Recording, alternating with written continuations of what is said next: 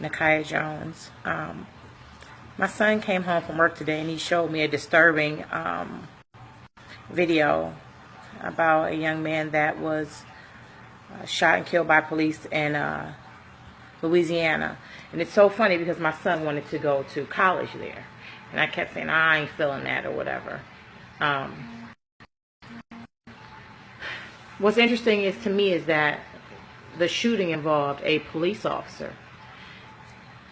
And I watched the video over and over and over and over and over again so that I wouldn't become judgmental. Because not only am I a mother of 2 African-American sons, and I have African-American nephews, and I have brothers, I'm also a person that wears the uniform with the blue. I'm also the one that gives their lives and puts their lives in danger. I wear blue.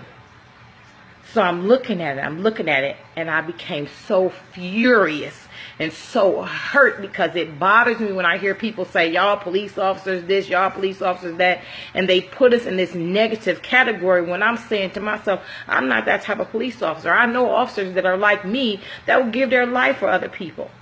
So I'm looking at it, and it tore me up because I got to see what you all see. If I wasn't a police officer and I wasn't on the inside, I would be saying, look at this racist stuff. Look at this. And it hurt me. First of all, I became an officer in 1996. I grew up in the hood. So I ain't grew up in the suburbs. I grew up on 93rd and Kansas. We moved to East Cleveland. So I know what it is. So the reason why I became a police officer was to make a difference in people's lives.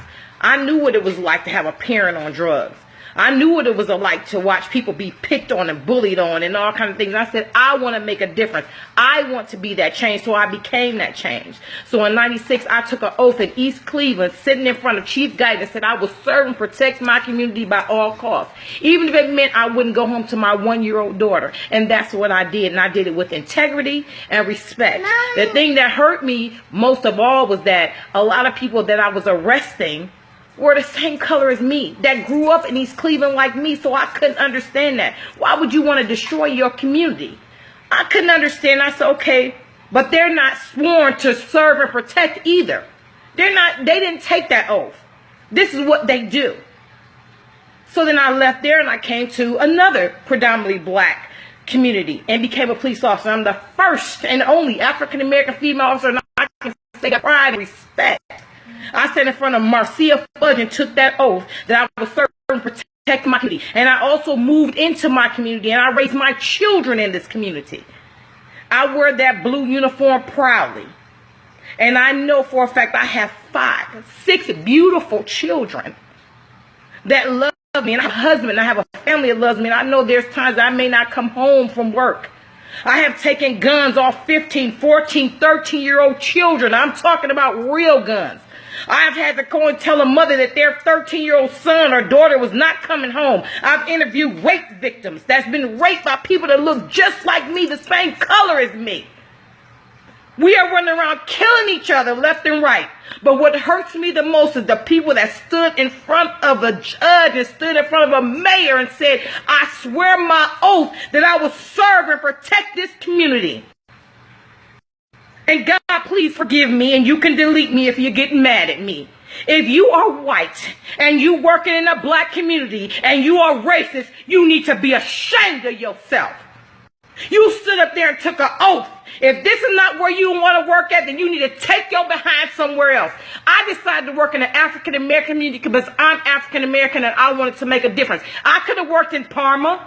I could have worked in Lakewood. I could have worked in North Olmsted. I'm a double minority. They would have got 2 hits for me because I'm African-American and I'm a female. I'm here because I wanted to make a difference. But how dare you stand next to me in the same uniform and murder somebody? How dare you? You ought to be ashamed of yourself.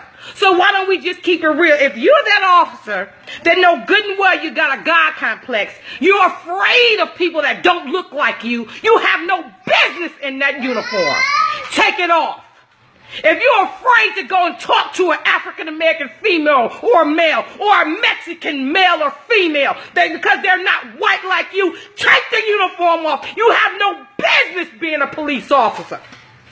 Because there's many of us that will give our life for anybody. And we took this oath and we meant it.